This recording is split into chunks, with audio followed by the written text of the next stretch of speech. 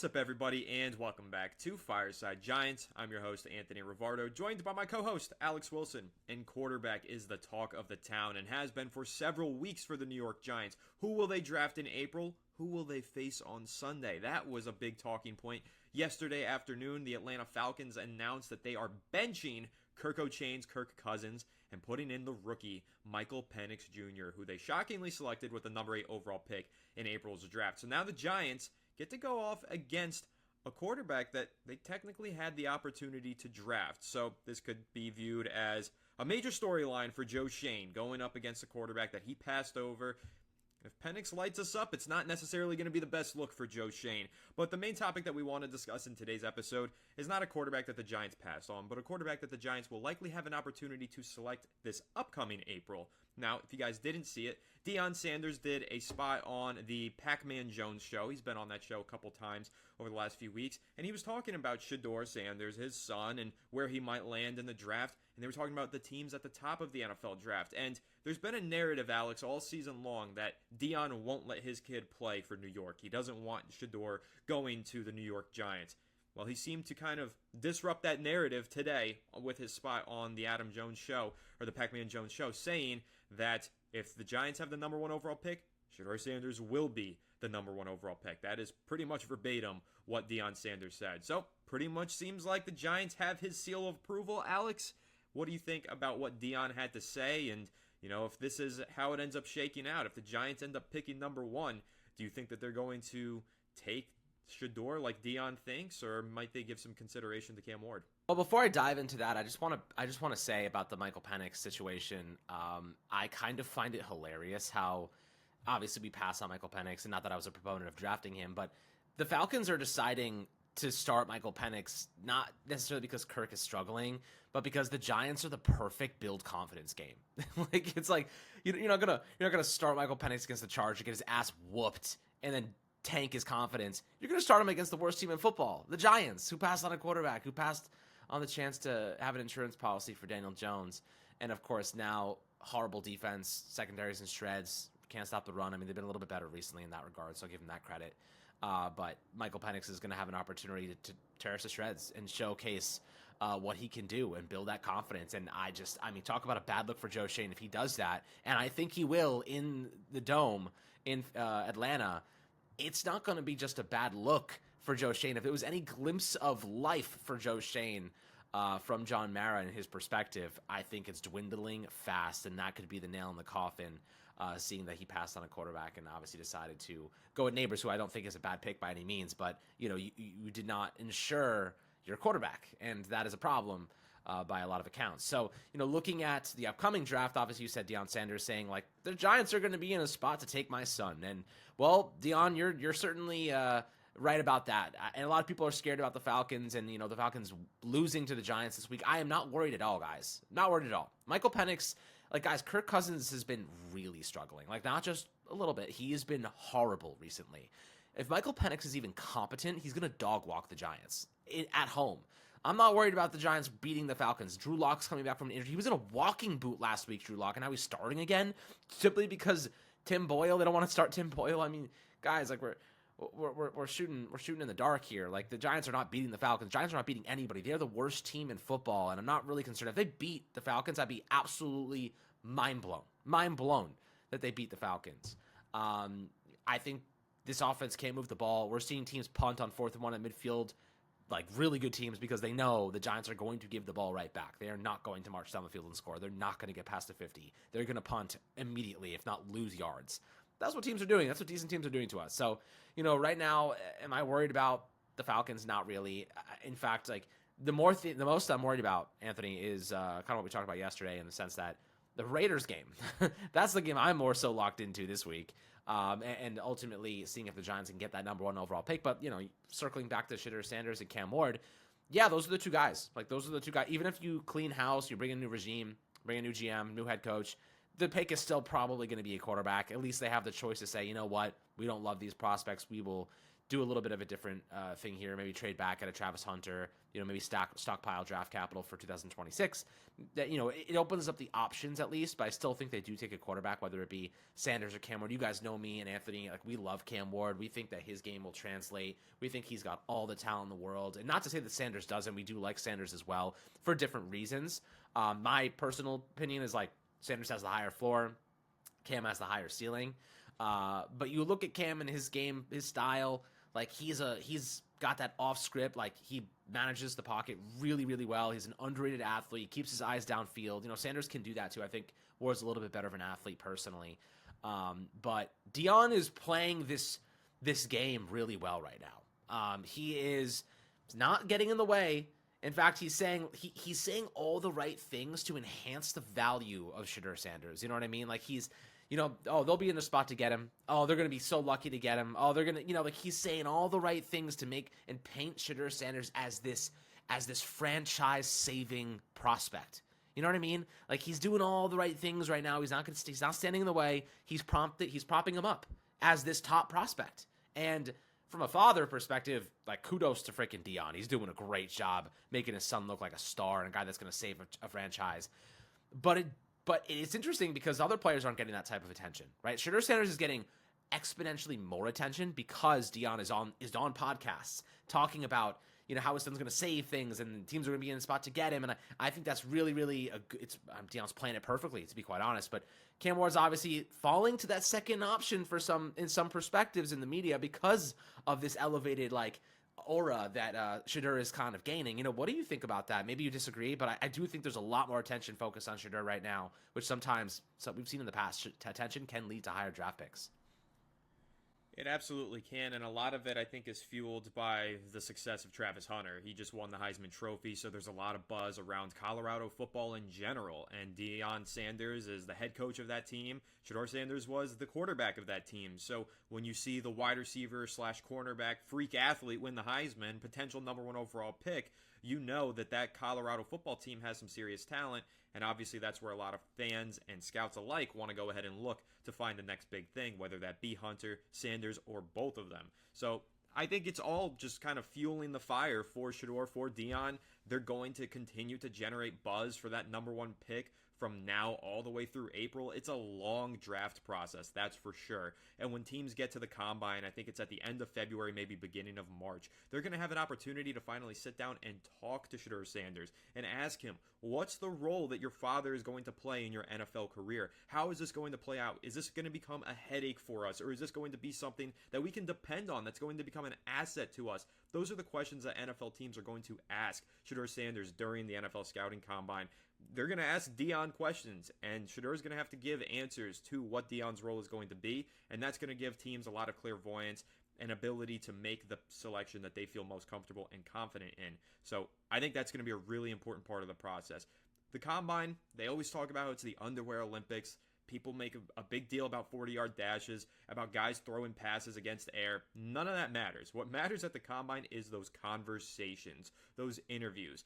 All of the behind-the-scenes conversations. You can probably bet, Alex, Colorado head coach Deion Sanders, he's probably going to make a hidden appearance at the NFL Scouting Combine. When they do those interviews with Shedeur, those prospect interviews, they're probably also going to do interviews on the side with Deion, so they get to see if there is a synergy between them, if Deion and Shedeur have the same idea of how their relationship is going to work with whichever team drafts them in the upcoming draft. So I think it's going to be a very interesting process to watch play out.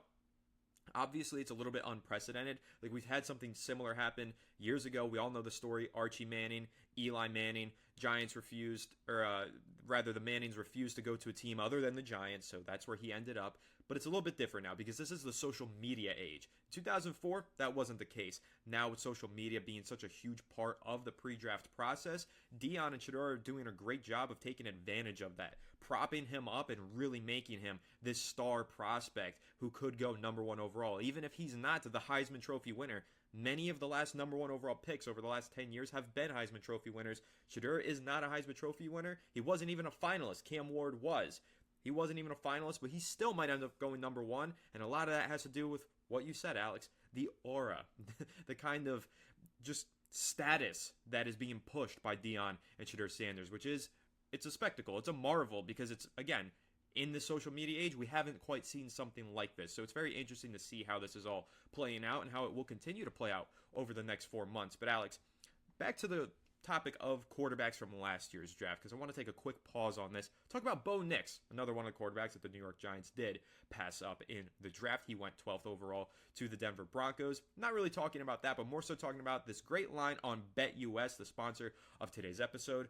Thursday Night Football, we got Chargers versus Broncos. You guys already know me. I am rooting for the Chargers. Love the Chargers. Love watching them play, hoping that they get the win on Thursday night. But I want to highlight the points total in this game as at 42. I'm going to take the under on that at minus 110 over here on BetUS because, while Bo Nix has cooled off a little bit in recent weeks, the Broncos offense has been inconsistent, and the Chargers offense has been wildly inconsistent throughout the past few weeks, and they had a really bad outing this past weekend against the Tampa Bay Buccaneers. Thursday night games as well, very ugly, oftentimes very low scoring. So I really do like the under 42 points total at minus 110 on BetUS. Going to go ahead and lock in a $10 bet on that and see if I can cash with this pick. Now make sure you guys go check out BetUS, the sportsbook with the fastest payouts in the industry, and use code YouTube150 for a 150% deposit match on your deposit up to $2,000. But Alex, I'll let you go ahead and respond to the things that I said about Shedeur and Deion, the way that the Combine's probably going to play into this, and how interesting it really is that they are using this social media age to prop Shedeur up. Even though he's not the Heisman Trophy winner, not even the finalist, he might end up going number one just because of the status that they've elevated him into through these podcasts and other means. And listen, I think that we have to be very, very careful when we're evaluating a prospect because of the media attention. And from our perspectives, like if I'm a front office, I'm not listening to a single word that Deion Sanders says, right? I am not saying a single thing or considering a positive thing, a negative thing. I am purely looking at, is this man's character, is this man's on-field performance the right fit for us? And when it comes to the Giants, those two things are married, right? Like sometimes if you're a low market, small market team, like you can deal with a little bit of an outlandish character sometimes because, like, you know, what are they going to do? Go to the bar in Ohio? Like it's not like a crazy. I mean, Deshaun Watson found other ways to be a fucking idiot, but that's neither here nor there. Sorry, I had to curse there because he deserved it. But like, if you're the Giants and you are looking at the future of your franchise, the image is an important part of this, right? And not to say I just want to make sure you guys understand. I'm not saying Sanders is going to be a bad image for the Giants. What I am saying is that those two things are really important to think about. Being in the social media age, the Giants clearly want quarterbacks who don't have social media. You know what I mean? They want guys who are not on social media, not on their phones, not posting stuff, not talking to people, not reacting to things. That's just the way the Giants are. That's part of the reason why Daniel Jones was like their freaking love child, is because he shut the hell up and he didn't say anything to anybody. You know what I mean? Like, even when he was sucking, they didn't let him speak. He didn't speak. He was like, I don't even know, he's no English for the first half of his career. So, like, you know, this is a guy who like barely reacted to anything. The Giants want that. They want someone who's going to be quiet, humble, not say the wrong things. When things are going bad, say the right things. I think that Sanders is capable of saying the right things. You know what I mean? Like, he's had moments where I've been like, that didn't really sit well with me, but I think he gets it. You know, I think he gets, like, you go to a specific market, you got to play well, or you got to shut the hell up, because the more you give people stuff to talk about, the worse it gets in New York, right? We've seen the media run players out. We've seen the media bait players into saying dumb things, and it only compounds and gets worse, right? So, like, you know, that's partially why I love Cam Ward so much. He's like, I'm going to go sit in New Jersey. I'm going to work. I'm not going to say a damn thing. Like, he's like, that's his mentality. And Sanders is a little bit more like about the aura. He loves the energy. He likes to go to the MSG and wave to the crowd and be the star. But what happens if you struggle? What happens if you don't succeed and suddenly everything turns against you and you're no longer this impenetrable force, this impenetrable aura? How do you respond to that level of criticism? You know, especially if your dad's not the head coach. I'm thinking about these things, you know what I mean? And I'm not saying that he's going to fail by any means, but these are things I ask myself because these are things that happen in New York. These are things that happen to the Giants. You have a player who's currently being protected by his dad as the head coach, and he says all the right things. You know, his dad keeps him in line and keeps him doing all the right things, and obviously being the perfect media child. And I think that's great. But if you take him out of that equation, you put him in an organization with the Giants that are failing miserably and flailing to just stay above water, and they're drowning. How do you respond to that? How are you going to act when things hit a fan? And I think that's a really important thing to ask yourself. I don't think we can avoid that question any longer. And I say the same thing about Cam Ward. It's not just about Sanders. Is Cam Ward going to be able to handle that level of failure? Like he just dominated with Miami. So these two guys, there's a lot of character that needs to be considered. And it's not just any of these guys. It could be any quarterback in any draft class. I'd ask the same thing about Caleb Williams last year, and these are red flags that people had about Caleb Williams. And you see him on the sideline, slouched over and bending, and people are like, that's a bad look for Caleb Williams, because he's just, you got to take that pain sometimes. And I do think that these are things that you have to deal with in New York. So I want to get your thoughts on that. I know it's kind of a loaded question, a lot to kind of discuss, but I do think that the Giants try to avoid players that are going to react poorly to things, and that's been the case with Eli and Daniel Jones. That is true, but I will say if this current regime sticks around, I think that they care less about that because, there were concerns prior to this last draft about Malik Neighbors and how he would respond if the going gets tough. And he's received that criticism. I think he's done a great job of handling that criticism this season. I think that Malik Neighbors has demonstrated an exceptional level of maturity and leadership for a rookie, but it is going to become a talking point. And again, for this regime, they don't seem to care as much about that as the fans do.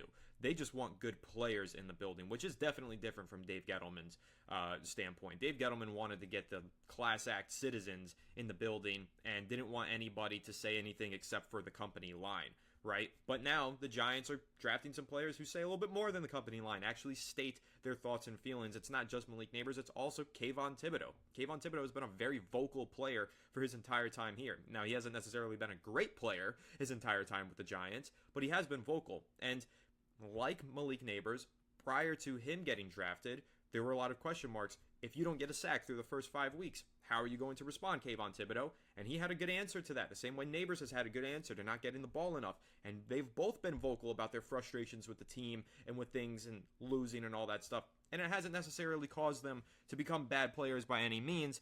Thibodeau obviously has his flaws and his weaknesses, but, Malik Neighbors is a stud. He's a star receiver. He's going to go for 1,000 receiving yards this season as a rookie with 4 quarterbacks throwing him the ball. He's a truly great player, and I think that there needs to be a shift from Giants fans where the priority needs to be placed on the talent of the player rather than the demeanor of the player. Yes, it's important to have a strong sense of quality in the character of each player in this building. It's very important, especially at the quarterback position. But it's always more important to me, Alex, to just have a damn good football player. That's what really matters at the end of the day. I need a guy who's going to step in and make some goddamn plays for the New York Giants. Whether it's on the defensive side of the ball and we're talking picks, or we're talking sacks, or if we're on the offensive side of the ball and we're talking touchdowns, rushing yards, passing yards, receiving yards, whatever it is, I need damn good football players on the New York Giants because right now the Giants do not have enough damn good football players. So that is the number one thing that the Giants need to prioritize. Whichever one of those 2 quarterbacks they think is the better football player and will have the better NFL career based on their talent, take the more talented guy. Don't take the guy you think is less talented because you think he's going to be quieter in the media. I'm so tired of that. I don't care if a player has something to say. I want them to say it. I don't want these players to feel silenced, like they can't say anything because, oh man, the New York media is going to run with this one. Let them run with it. Who cares? It's a 24-hour news cycle. They will make a big deal for 24 hours. Everyone will go to sleep. They will wake up the next day and no longer give a single fuck. So just let the players play football and be good at their jobs because that is their job, is to play football. Not to say nice things to the media members after each loss for 6 straight years. You all know who I'm talking about. I'm so tired of the company lines, and I have been for a while, and I've been saying this for a very long time. Give me a quarterback who's not afraid to throw interceptions and who will stand there after a game, after throwing a bunch of picks and say, I'll make the same play over again because next time it might be a touchdown. Give me the guy who's fearless. Give me the guy who just wants to win and who will do everything to make those plays, who will speak his mind and be a vocal leader in the locker room and outside the locker room and in the media.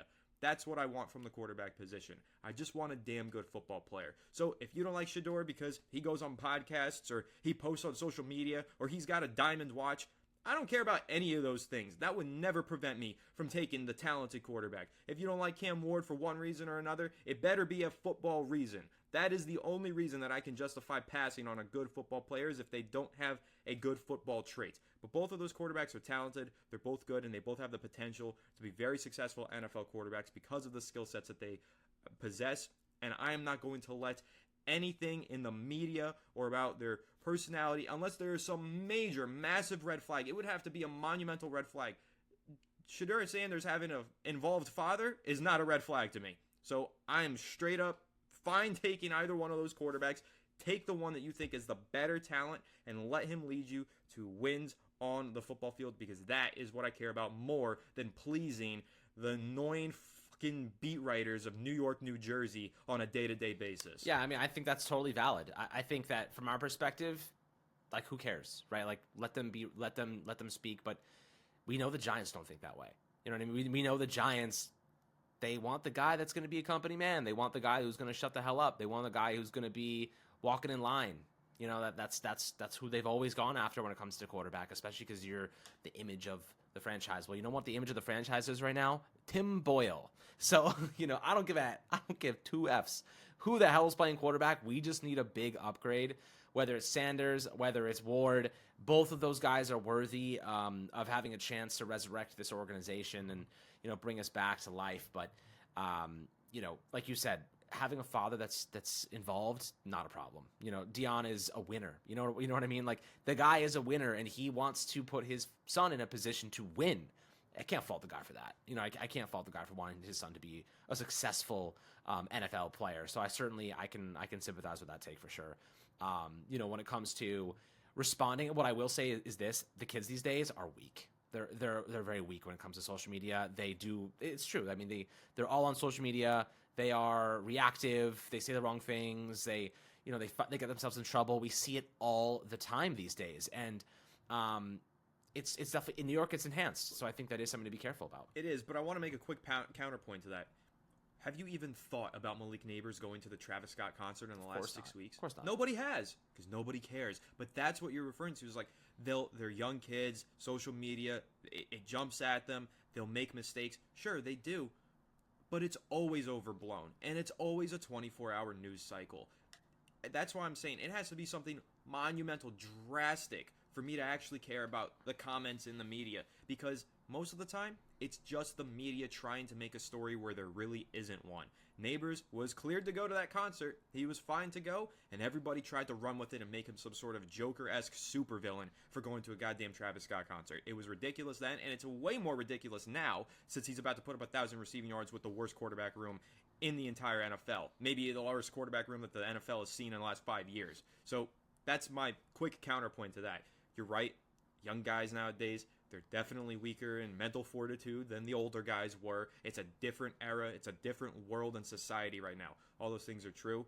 But a lot of the times, what people are really getting upset with is just little nuanced bullshit that at the end of the day doesn't add up to meaning anything. The Travis Scott thing wasn't exactly what I was thinking about. I was thinking more so like someone criticizes them and then after a game they quote tweet it and like fire back at a fan type of thing. Like that's kind of what I'm talking about, more than like.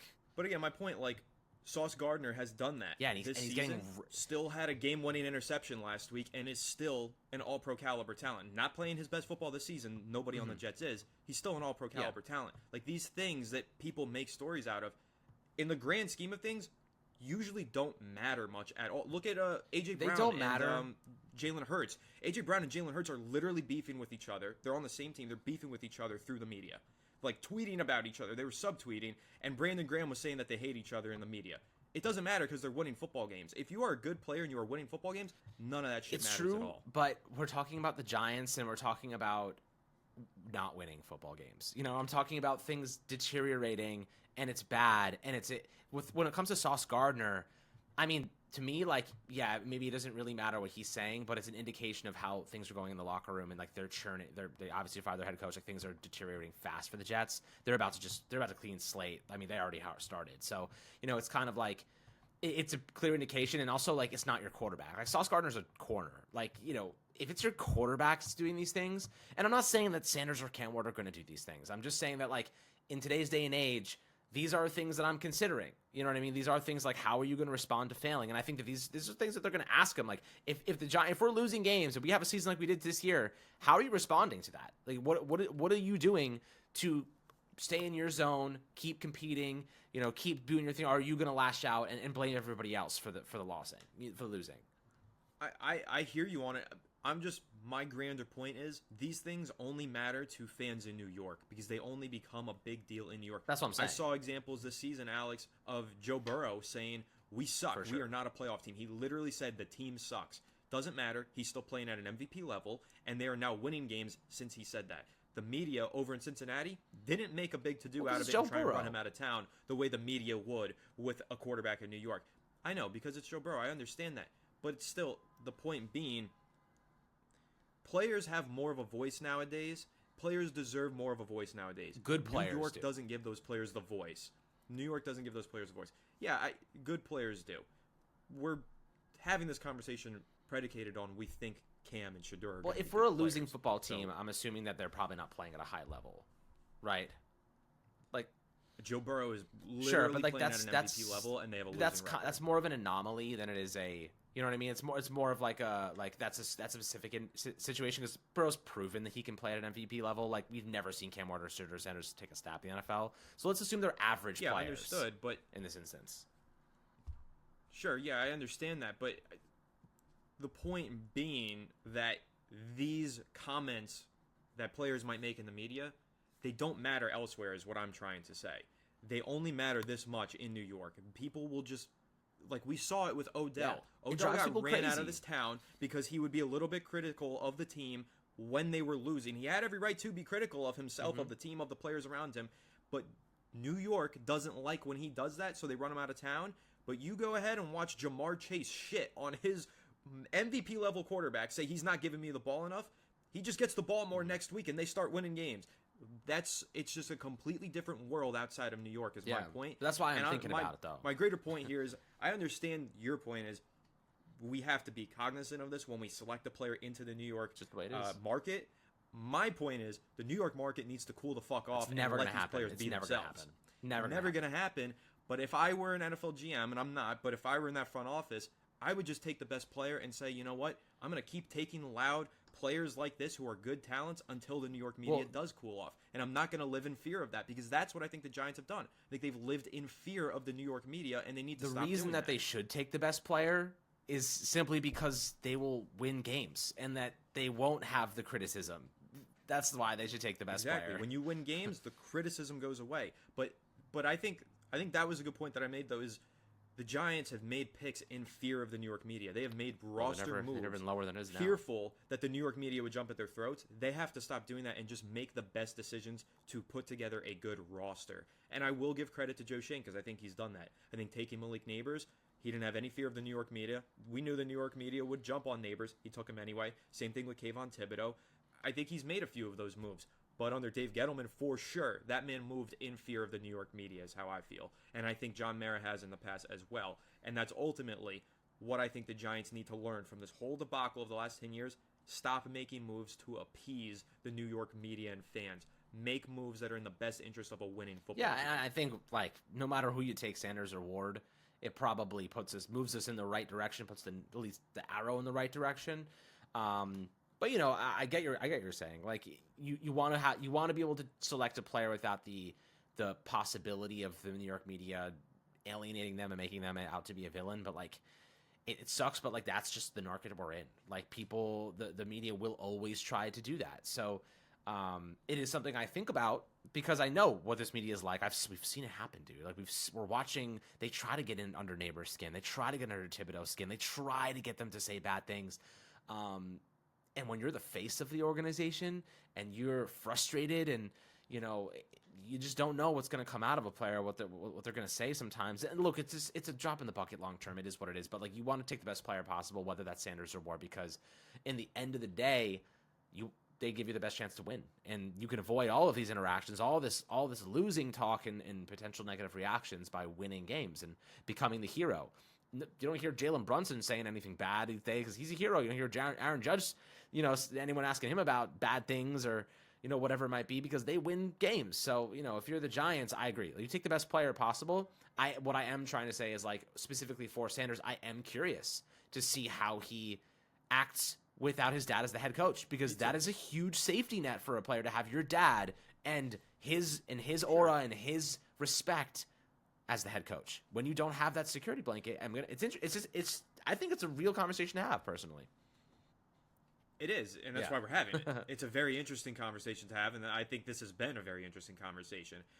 I think with Shedeur and Deion, first of all, there is technically no guarantee that Deion won't be his head coach. I guess that's forward. True. He could end up getting hired by the Giants or the Raiders or whoever. That'd be crazy. Totally possible. It would be crazy. It's not exactly probable, but it's totally possible if the team with the number 1 overall pick really wants to marry those two together. Not marry. That sounds terrible, but keep those two together. But my point being here with Shedeur, the media, all of that is, again, like I said, just take the best player available. And I think that if you keep adding players to this media market who don't care about the media market, at a certain point you will silence the media market. You just can't live in fear of it and keep avoiding, we're not going to re-sign Xavier McKinney because he got into a spat with the media and called out Wink Martindale last season. So we're going to let him walk in free agency because we don't like his personality. Keep bringing those players who maybe, the personality isn't the best, but the play on the field is the best. Bring those players in. Once you have enough of them, it doesn't matter anymore. It becomes a new culture. That's really how you create a new culture. It's not by signing the Antoine Bethays of the world. Remember when Dave Gettleman would do that? He's a veteran player who can help us and be a leader in the locker room, and he's very good with the media. He was a terrible football player. Those are not the right decisions. Jonathan Stewart was a terrible football player at this stage in his career when the Giants signed him, but they signed him anyway because he's great with the media, he's a leader, all this other bullshit. Bring in good players. You bring in enough of them. They're going to have personality. They're going to have voices, and that's going to become the new normal. And the media is going to have to adapt to that rather than the Giants adapting to the tactics of the media. That's the point that I'm trying to make. Stop living in fear of the media. Build a damn good football team, and the media will shut up and just appreciate the greatness. It's just been such a drought of greatness for so long that this has become a problem. I mean, seriously, Alex, if we think back, Jeremy Shockey had his share of controversies. Michael Strahan had a fuck ton of controversies, and now he's one of the biggest faces in TV in general. The Giants had guys with big personalities that would rub the media wrong all the time on those good football teams. When they decided, no, we're just going to bring in good Boy Scouts for the rest of the time being, that's when they really lost their way. The Giants' way wasn't always the company line and good Boy Scouts. It was bringing in damn good talent and making them play with a certain style. That's what the New York Giants used to do. They got away from that. They need to stop living in fear of this New York market. Bring in these good players. I don't care if they're boisterous. I don't care about any of that. I just want to see a talented football team and a good product at MetLife Stadium on Sundays, Mondays, and Thursdays. Me too. And I think you're right. Like, go get the best players. Disregard, the possibility of this. Because if you live in fear, you're going to pass on some damn good talent because of it. And you want to know who they passed on because of that? Micah Parsons. They literally avoided him because of the red flags around him, and then they took Kadarius Toney. Yeah, right. And they took the guy with the bigger red flags than Kadarius Toney. So, listen, the Giants do the opposite of what everyone thinks they should do. Always have. So we've heard all the rumors that they love Shedeur Sanders and they like Cam Ward, but I just don't really understand why you would put all this information out there, knowing that you don't even have the first overall pick right now, and the Raiders are going to take a quarterback. Like, why? If they really do like Sanders, and the Raiders now know how much they like Sanders, they're going to take Sanders, bro. Like, they're going to take him. You know what I mean? Like, what are you doing? What are the Giants doing? Why is Brandon Brown speaking to ESPN reporters under the anonymous NFC, freaking assistant GM title? We all know it's you, bro. You literally were freaking pictured at his practice multiple times. You know what I mean? Like, what? Why do the Giants blow all of the information that they possibly have to put themselves in an advantageous position? Like, Joe Shane, we're gonna get rid of the leaks, blah, blah, blah. And then they freaking leaked every ounce of love they have for Shedeur Sanders. I hope to God it was a smokescreen, just because if it wasn't, it'll show how incompetent these people are. You know what I mean? Like, if it wasn't a smokescreen, and they end up losing Sanders despite the fact they wanted Sanders to the Raiders, I'm gonna be really pissed. Because, like, it's not about the player to me. It's about the freaking process. You know what I mean? It's about concealing that information. Why are you giving information away? Why are you telling everyone where you are? You're at this practice. You're at that practice. Like, it better be a bluff. You know what I mean? And we keep hearing reports, Anthony, that Brandon Brown and Joe Shane are at odds. One of them likes Cam. Brian Dable. One of them likes Cam. One of them likes Shedeur Sanders. I don't know how true these are, but, like, what the hell's going on, man, in the Giants front office? I really got to clean house, man. I'm so tired of everyone being on a different page. Everyone in that fucking office is talking a different story. Why are they not on the same page? There's no unity in that office. Nobody's in the same boat. They're all conflicting. Everyone has different opinions, apparently. I mean, this is what we're hearing through the media, so I don't know how true it is. But just based on that alone, it does make me feel very I don't have much confidence in a front office that has literally no idea what they want to do because everyone's conflicting with each other based on what we've heard. Yeah, I mean, I don't know what to say about that. Listen, I felt like the Giants for several years have been split minds. They have not all been on the same wavelength and not on the same page, and that's why they're so dysfunctional. Whether you're talking about ownership with management, management with coaching, coaching with ownership, it's always been dysfunctional, and they've never been on the same page. And that's how you get to this point where we've been a bad team for now a decade. So, I don't know, man. I hope that this offseason we finally find the light and we get out of the tunnel. I'm really hoping and praying that's the case. And if that means drafting Shedeur, if that means drafting Cam Ward, if that means hiring fucking Deion Sanders as the head coach, whatever it is to get us out of this mess, I hope and pray that it happens because I am so tired of all the losing. But this was a very productive conversation. I thought this was very interesting. We definitely bounced around a lot of ideas here about Shedeur and players in general, the New York media market. Definitely interesting. I feel like I learned some things about myself in this episode for sure. But I think that's a pretty good time to go ahead and wrap it up. Make sure you guys leave a like if you enjoyed. Subscribe to the channel if you're new. Ring the bell so you don't miss the episode. And comment your thoughts down below in the comment section. Listen on Apple or Spotify. Make sure you leave us a 5-star review. Go ahead and follow us on all of our social media channels at Fireside Giants. Fireside Giants powered by BetUS. We'll catch you all in the next one. Have a good one. And let's go Giants.